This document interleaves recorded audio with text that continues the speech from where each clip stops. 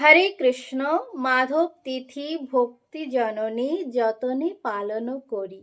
অর্থাৎ মাধব তিথি মানে হচ্ছে একাদশী ব্রত। একাদশী তিথিকে বলা হয় মাধব তিথি।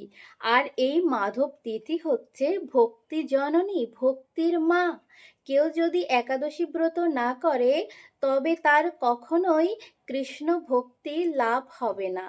সন্তান জন্মদানে পিতার ভূমিকা থাকলেও একমাত্র মাতাই কিন্তু গর্ভধারণ করতে পারে।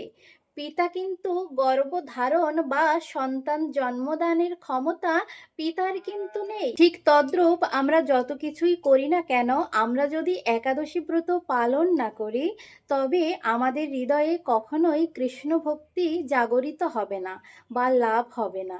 আর এই কৃষ্ণ ভক্তি জাগরিত বা লাভ করতে হলে আমাদেরকে অবশ্যই একাদশী ব্রত পালন করতে হবে। হরে কৃষ্ণ।